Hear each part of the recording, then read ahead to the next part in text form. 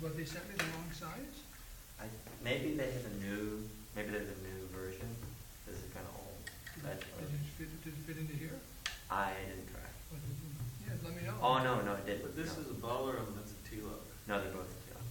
Oh, they're both Tilak. Yeah. Is this a Balaram? I guess. Might be a Balaram. So, send it It's back. big. Changing the keys. Rough enough being red dick, you got to change the Madonna keys, right?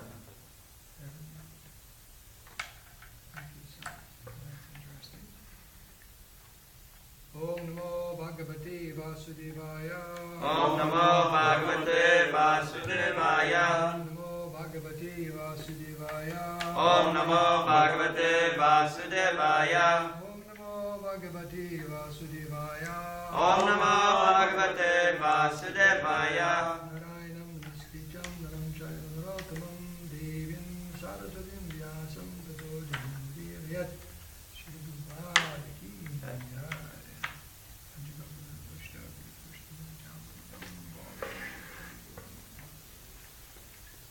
Damodar okay? You were talking? He said he was okay. I went up there during japa time and said he was going to wake up, but Okay. He's not sick or anything. no. He's very tired. Exhausted. So this morning,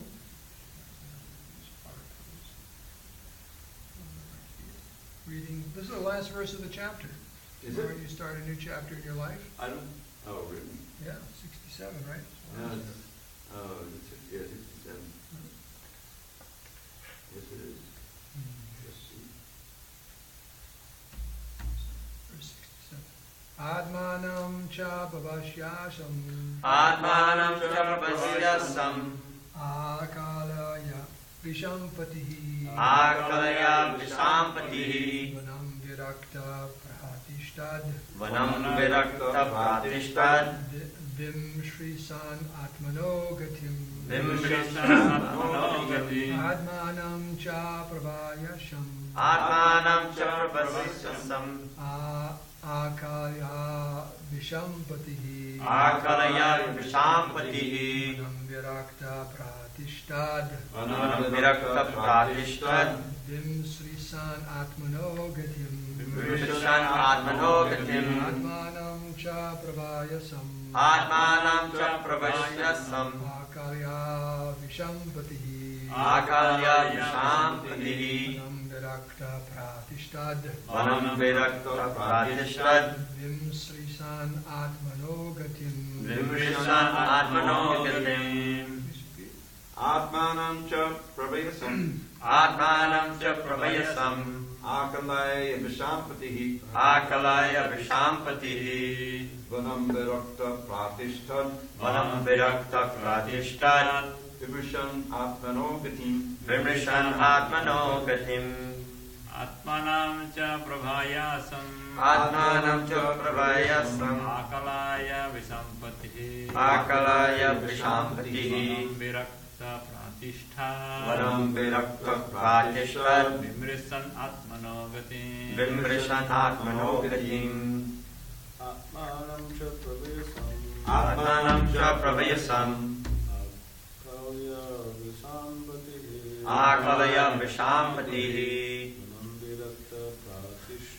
Vanam virakta pratishtad. Vimrishan atmanogatim. Atmanam cha pravayasam. Atmanam cha pravayasam. Akalaya vishampatihi. Akalaya vishampatihi.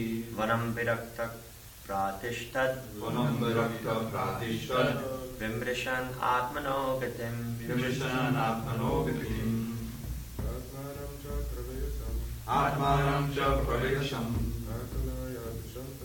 Akalaya vishampatihi. Vanam virakta pratishtad. Vimrishan atmanogatim. Ready for the word for it? Yeah. Okay. Just want me to put that away. Put it away. Yeah. As we're talking now, and for you to bang on it, seeing if it's tuned nicely, probably is not appropriate. And it could help keep devotees awake, but. Word for word. Atmanam. Atmanam. Himself. Himself. Cha. Cha. Also. Also. Pravayasham. Pravayasam. Advanced in age. Advanced in age. Kalya. Akalaya. Considering. Considering. Vishampatihi. Vishampatihi. King Uttanapada. King Uttanapada. Vanam. Vanam. To the forest. To the forest. Viraktaha. Viraktaha. Detached. Detached. Pratishtat. Pratishtad. Departed. Departed. Vimsrishan. Vimrishan. Deliberating on. Deliberating on. Atmanaha. Atmanaha. Of the self. Of the self. Gatim. Salvation. Salvation. Translation purport by Srila Prabhupada. After considering his advanced age and deliberating on the welfare of his spiritual self, King Uttanapad detached himself from worldly affairs and entered the forest. Please repeat. After considering his advanced age After considering his advanced and age. deliberating on the welfare of his spiritual self, Deliberating on the welfare of his spiritual self. King Uttanapada King Uttanapada. detached himself from worldly affairs Detached himself from worldly affairs. and entered the forest. And entered the forest. Purport. This is a sign of a Rajarsi. King Uttanapad was very opulent and was the emperor of the world, and these attachments were certainly very great. Modern politicians are not as great as kings like Maharaj Uttanapad, but because they get some political power for some days, they become so much attached to their positions that they never retire unless they are removed from their post by cruel death or killed by some opposing political party. It is within our experience that the politicians in India do not quit their positions until death. This was not the practice in olden days, as it is evident from the behavior of King Uttanapada. Immediately after installing his worthy son Dhruva Maharaj on the throne, he left his home and palace. There are hundreds and thousands of instances like this in which kings in their mature age would give up their kingdoms and go to the forest to practice austerity. Practice of austerity is the main business of human life. As Maharaj Dhruva practiced austerity in his early age, his father Maharaj Uttanapad in his old age also practiced austerity in the forest. In modern days, however, it is not possible to give up one's home and go to the forest to practice austerity, but if people of all ages will take shelter of the Krishna conscious movement and practice the simple austerities of no illicit sex, no intoxication, no gambling, and no meat eating, and chant the Hare Krishna Mahamantra regularly, 16 rounds, By this practical method, it would be very easy, be a very easy task to get salvation from this material world. Thus ends the Bhaktivedanta purports of the 4th canto, 9th chapter of the Srimad Bhagavatam, entitled Dhruva Maharaj Returns Home. Om Agyan Dilamandasya Ginandana Salakaya Chaksuranidam Dina Tasmai Sri Gurave Namaha Sri Krishna Chaitanya Prabhu Nityananda Shri Advaita Gadadhara Shivasati Gaur Bhaktivedanta Hare Krishna Krishna Krishna Hare Hare Hare Hare. With your blessings and good wishes, I'll try to say something appropriate. After considering his advanced age and deliberating on the welfare of his spiritual self, King Uttanapad detached himself from worldly affairs and into the forest. So this is something we're all going to have to deal with sooner or later. And of course it's interesting because Prahlad Maharaj, there's a section there when he's speaking to his classmates, and they were objecting that now's not the time for spiritual life. We're just kids, Prahlad. We should play and have a good time. And then when you're older, that's when you take up spiritual life. That's what's generally seen. When someone's older, end of life, that's when you take up spiritual life. But he responded that actually, what does old age mean? It means death is soon, right? Old age means death is soon. You see old people, you go, how much longer they got left? Right? You say, how old is he? Oh, he's 90. I don't know. Right? Prahlad Maharaj said, well, we don't know when death is coming. So in that sense, we're all old. Right? If old age means death is soon and you die tomorrow, I guess you were an old man, right, Zach? Because death was very soon. We don't know when the cutoff point is. When someone's born, let's say they're 10 years old, they go, oh, he's 10 years old. But actually he's 10 years dead. Because maybe his karma runs out when he's 11. He's an old man because he's only got 1 year left. So we don't know. But still, the signs are there when we get very old, or advanced age is the word here. Advanced age. A lot of people think about that when they're old, right? Oh, I'm old. I don't have many more opportunities to enjoy life. My senses are weak. My body's falling apart. Right? You see a bunch of elderly people. What do they usually talk about when they get together? The old days? Well, the old days with their ailments. Yeah. Oh, you got that problem? Well, let me tell you about my problem. Right? My back hurts. Oh, my knee's out. I've had 2 knee replacements. Oh, really? I've got a new pacemaker. Oh, right? They just talk about all the things that are falling apart in their bodies. Yeah, it's true, right? Yeah, you're right. It's kind of like, oh, I can't get out of it. Anyways, so these are all signs, but untrained persons, that's all they have. And they just talk about all the problems. I think I said it in class, but my mother's visiting. She's 88 years old. The other day she got a call from a friend, where she's from, back here in Massachusetts, and kind of listening to the conversation, but they're just like laughing and talking and so on. My wife goes, oh, because I thought maybe someone died, because her neighbor called me, because she couldn't get through to my mother, because my mother had her phone turned off. So we thought, oh no, maybe something serious happened, whatever. Then afterwards we asked her, what happened? She goes, oh, so-and-so died. You know? What's so funny, right? Well, the point is, she goes, they're going left and right. The guy was 90 years old, this and that. He died, slipped and fell, and then another person died a few days before. So the point is, she's 88, so all the people she knows are dying left and right. Wow. You know, they're just dying. So it's like, what's the point? It's like, just move on. So the point is, old age is there. It's a sign, but if you don't have spiritual life, what is the sign of? It just means your sense gratification is coming to an end. Your life's coming to an end. It's actually sad time for people. Everything's being taken away. So the second part here is saying deliberating on the welfare of his spiritual self. That's what's most important. Old age means at least, just like they said in the purport, his son, Dhruva Maharaj, engaged in many austerities in his youth. and attain perfection. Well, if you didn't take time to do that, at least, the Vedic culture is at least do it in your old age, right? At least if you become, just like sometimes that can be avoided. Gopal Bhatta Goswami, when he met Chaitanya Mahaprabhu and spent time with him in Puri, he was trained up very, very nicely. He met him in his early age, and then, is it Gopal Bhatta or Raghunath Bhatta? I think Raghunath Bhatta. And he was expert cook. Whatever he cooked, Chaitanya loved. And he was also very expert at singing the Bhagavatam and so on. Yeah. But when it was time for him to go, Chaitanya Mahaprabhu gave him one instruction. He said, don't marry. The point is, why marry? Because you're so advanced in spiritual life. Why get all entangled? So that was his instruction to him. You see, he doesn't need to get married. He's beyond all of that. So he can miss all of that entanglement. It's called, what do you call it, a detour? So if you go on the road these days, they're always doing construction, detour. So you get off the road, you got to go through all these back roads and so on, then you finally get back on the highway and go.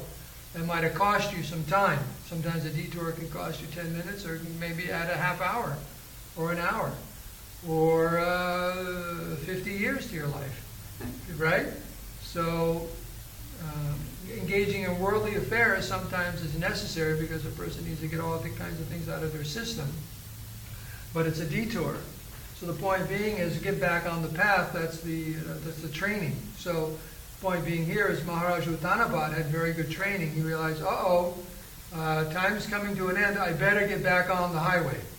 I better get back on the path, back home, back to Godhead. That shows his very, very good training. Therefore, he was known as a Rajarshi, which means a saintly king.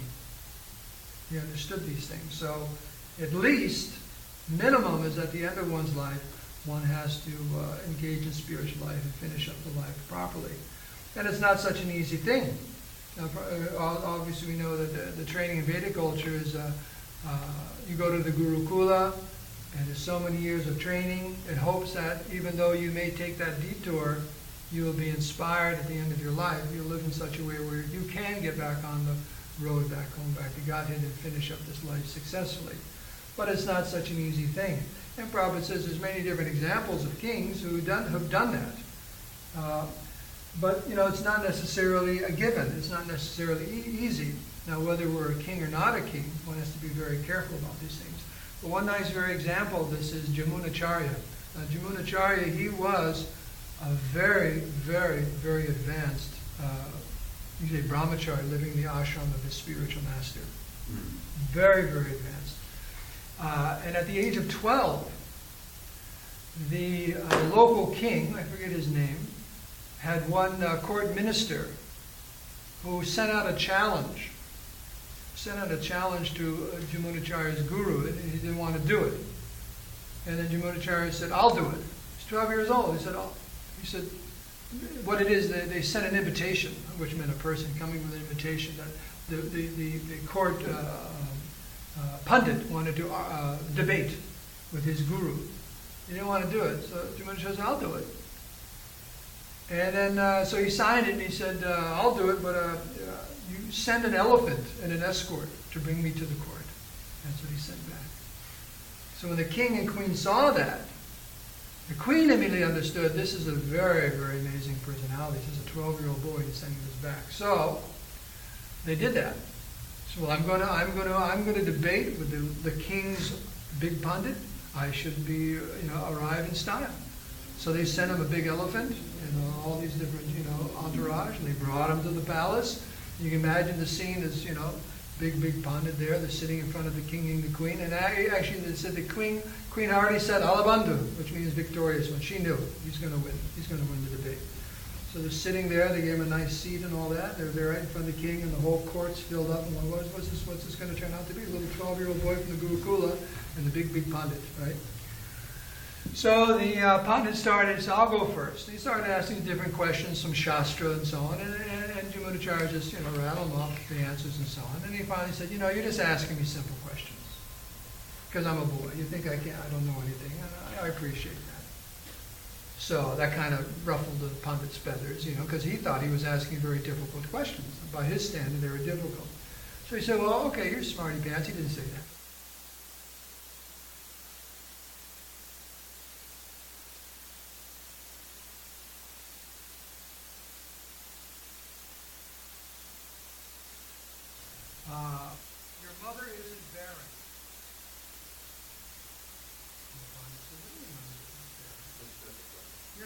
statements that I can refute.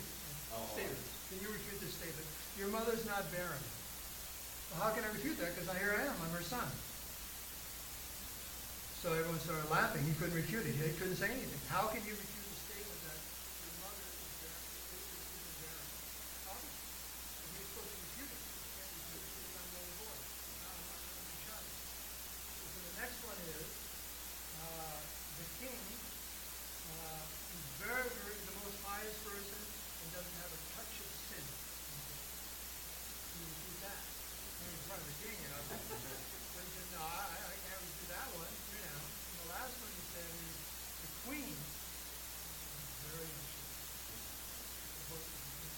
No, the queen is the most chaste woman, most chaste woman.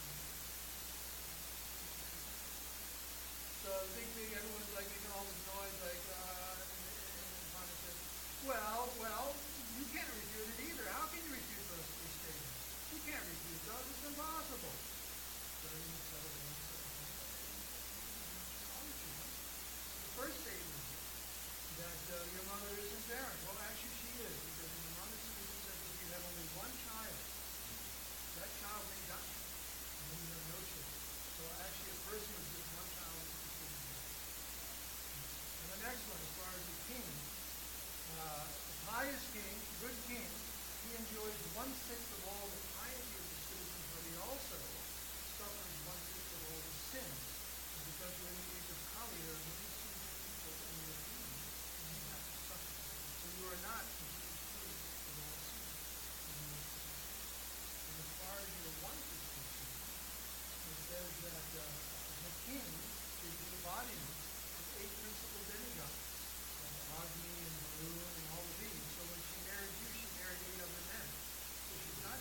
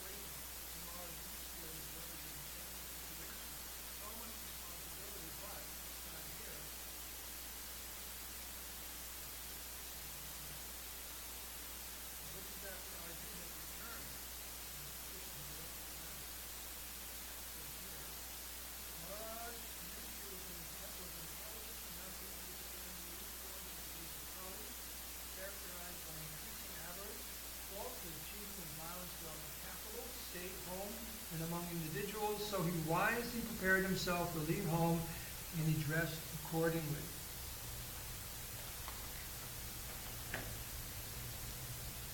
It says the exact same thing. As soon as there is some young fellow to look over after the household affairs, one should at once retire from family life to uplift oneself to spiritual realization. Maharaj Yudhisthira, he installed Brajanava, as the king when he left. Now it says here, then he posted Braja, the son of Aniruddha. But there's some nice words here. Okay. It says he dressed himself. He actually took like sannyas and so on. And it says here, the training and education was so imparted, and thus a respectable person like Maharaj Yudhisthira had to leave all family connection for self-realization and going back to Godhead. No king or respectable gentleman would continue family life till the end, because that was considered suicidal and against the interest of the perfection of human life. In order to be free from all family encumbrances and devote oneself 100% in the devotional service of the Lord Krishna, this system is always recommended for everyone because it is the path of authority. And then there's something else here. And then it says, his younger brothers observed that the age of Kali had already arrived throughout the world, and the citizens of the kingdom were already affected by irreligious practice. Therefore, they decided to follow in the footsteps of their elder brother. All of them engaged themselves in favorably culturing devotional service to Lord Krishna. And in this last one I want to read here, they all had performed all the principles of religion, and as a result, rightly decided that the lotus feet of Lord Krishna are the supreme goal of life. Therefore, they meditate upon his lotus feet without interruption. So it says in here that the point is the training was there. That's the point. If the training is there, one can make the right decision. If the training is not there, one makes the wrong decision. So who knows how long you'll all be here getting trained, right? It may be a few months, it may be a few years or something. Yeah. So the point is, and even some of that going is a bona fide detour in the sense of worldly affairs, just like Maharaj Uttanabhat. He had a duty to execute. He was a Kshatriya. He couldn't get out of it. Even sometimes we hear about Maharaj Pridavrata wanted to get out of it, and he couldn't get out of it. So whether it's being a king or a family man or businessman, one has all these different, you can say, worldly duties, but sooner or later one has to remember the goal of life and walk away from all of this. Just walk away from it. You have to leave it. You have to wind down one's material life. By what age? 50 one has to start, right? At least start winding down, because we don't really know how much time we have. So that's the training. The training is there. That's where we're being trained. One is convinced beyond a doubt that the goal of life is going back home, back to Godhead, according to one's psychophysical makeup. One may or may not take that detour. The detour may be a short one or a long one or whatever. But we really have to say one of the most important goals in our training is to have that, be convinced beyond a doubt that yes, we have to go back home, back to Godhead. But it's not going to be so easy. It's not going to be so easy to pull ourselves out. That's the point. We may not have a godbrother at the back door with some of that delicious spinach. That may not be there, or it may be there. Maybe our godbrothers will pull us out. Who did Srila Prabhupada say pull them out of household life? His friendship. Right? But also his spiritual master came to him in dreams, and his godbrother pulled me out. So if you get pulled out, it means you need someone to pull you out.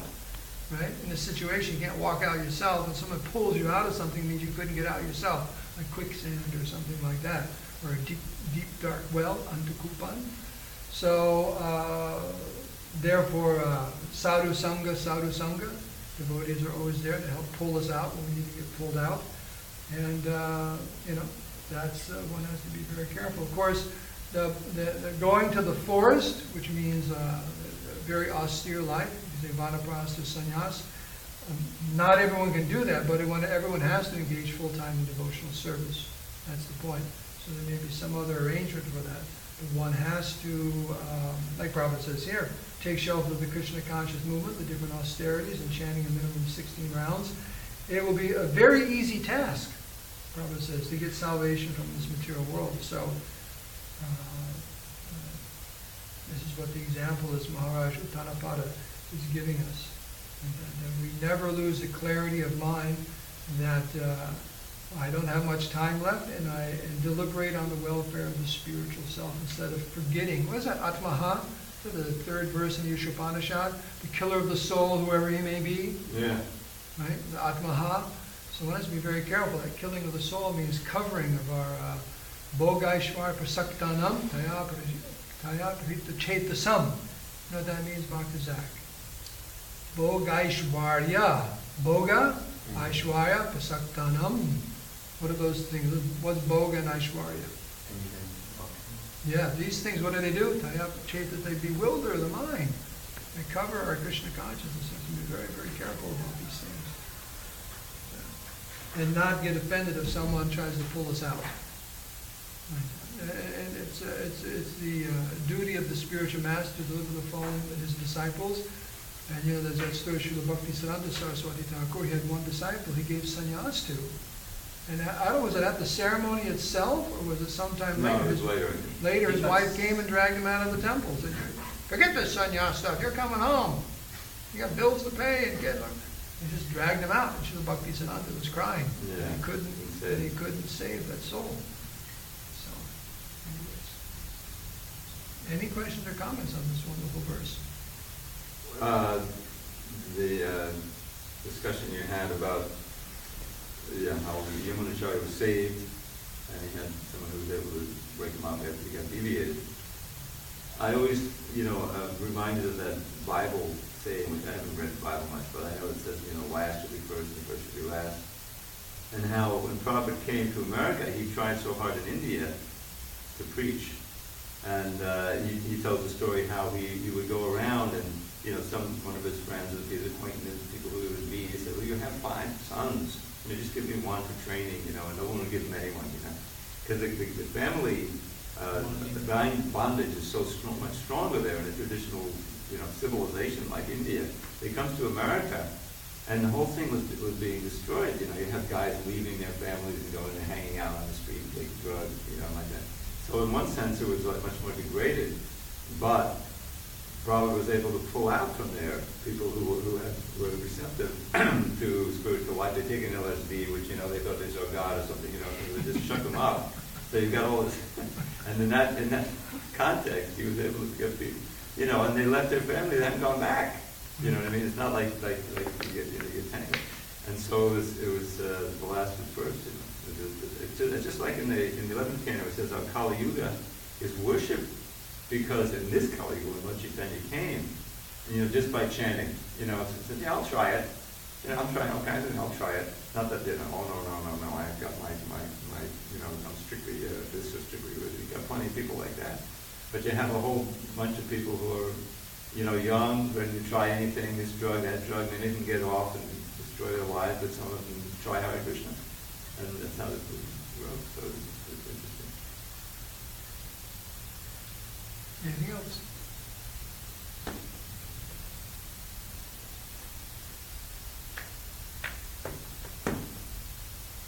There are many things else. Yeah, we can hear, oh, glory to Srila Prabhupada.